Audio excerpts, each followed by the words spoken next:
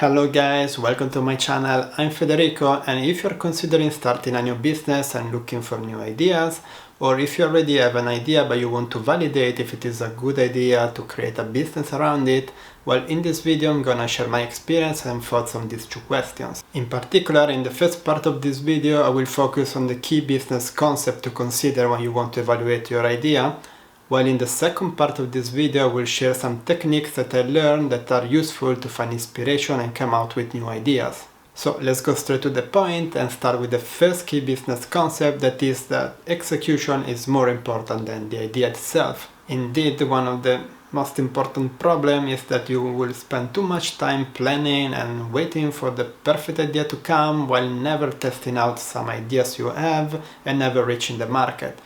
And this is a really big fault because you never have the chance to learn and make mistakes and improve your idea and getting actual experience doing business. And also, if you wait too long, there may be some other people doing the same kind of business and steal all your user base because they were faster to reach the market than you. Even if their implementation of it is not really great, it has a lot of problems, but at least they reach the market, so they have a customer feedback and they can start to improve while having some user already testing their application or testing their product. Indeed, even if you're developing some really new cutting-edge technology, don't assume that nobody is doing the same thing. There is a good book about technology written by Kevin Kelly, co-founder of Wired, that is called What Technology Wants, that explores the technological evolution, and one of the concepts that I remember is that technology is kind of unavoidable in the sense that technology actually follows the development of society, and even if we remember some scientist or physician or somebody that invented a technology, invented something, if you explore the literature in different parts of the world, you will see that other people were discovering the same thing in other terms or similar terms. And if we associate these technologies and discovery to their name, it's only because they were the first ones to publish their idea, and so the public remembered them instead of the other people that failed to be as fast as them.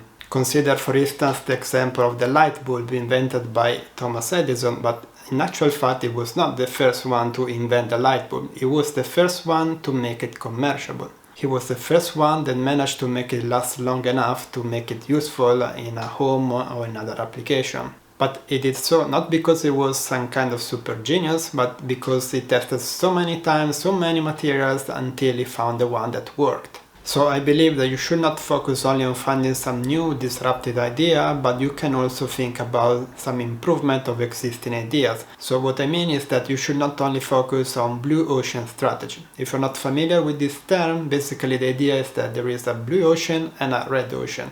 The blue ocean is a market in which there are basically no competitors, that is new, and where you can expand a lot because there is the whole ocean for yourself. While the red ocean is a market that is full of competitors fighting over the same customer, so it's much harder to survive and compete in this market. So it seems that the blue ocean is the best strategy to go with, and it is at a certain point. You should also ask yourself why nobody is entering this market. Maybe somebody tested already your idea and find out that it's not really profitable and it's not really a good idea.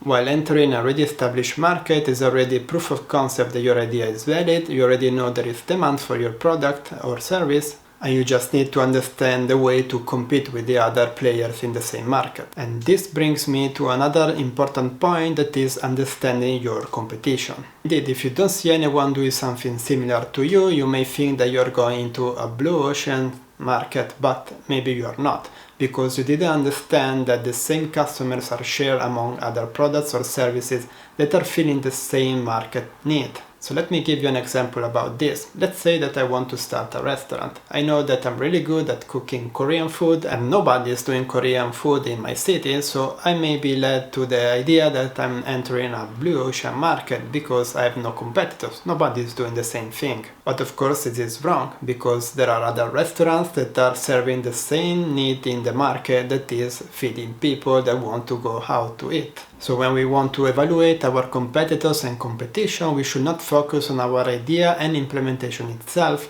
but we should see what is the need we are solving and if there are other services and products that are serving the same need. Another idea is to focus on products and services that have a really high entry barrier. This means that if your product is successful and many people want to replicate the same success, it's more difficult for them because they may need a really high entry cost, or they may need some technical experience and knowledge that is not easy to find and replicate. And that's why businesses like doing dropshipping or Amazon FBA is really risky, because usually the entry cost is not really that high and many people can immediately copy your products as soon as they see that they are successful. Another important thing is to always test the market and do your market analysis before investing too much money into your idea. A good practice could be to create an MVP that represents the main features of your product or service and test it out immediately, and don't be scared to pivot your idea to something else to adjust it to serve better the customer needs. So let's move now to the second part of this video, that is how to come out with new ideas. But before getting into that, make sure to like this video and subscribe, because many more videos like this are coming, so you will not miss them out. So the easier way to find a new business idea is to look into yourself, into your life, and see what are the pain points that you experience every day at work, at home, or whatever, and see if you can find a product or a solution to tackle that. Because if you're experiencing this, chances are that many other people are having the same issue, the same pain point. So in this way, you will solve their problem by solving yours and making money out of it. Indeed, a good business idea usually solves a particular pain in the market and solves the needs of people that are willing to pay for it. And to do this, you don't necessarily need to create something new, some new service, some new product. So if you go to Amazon and check the bad reviews of a product, you already have a starting point for a new product that solves some specific needs that previous products are not solving. In this way, you're creating a product that you know people are demanding for it and also adding some value to it. If you want to focus at all costs on creating something innovative and something new, the best way to do this is either to become an expert on some new cutting-edge technology, or in any case become an expert on a specific field, or reach out the experts on that field so they can give you some ideas that you can apply your business knowledge and make it a product or a service out of it. It may be good because with universities usually there are some funds specific for innovative projects and creating startups inside the university. So it could be a win-win, because in this way you will have some products that are more innovative and also you may find some funds more easily. Another concept, if you're already an expert of a field, you can try to find some solutions that are working in your field and apply it to another field. Let me give you an example. Let's say you are an expert of graph theory and network and communications. You may know that there are some algorithms that work well with graphs, and you can apply the same thing to bioinformatics. It's another field, but the solution may be similar. In this way, you can create an application that uses these proved algorithms, so you know that they're for sure working well. In this way, you're also solving an issue in another field, and there are bioinformaticians, for instance, that are willing to pay you a subscription to this service to solve their own problem.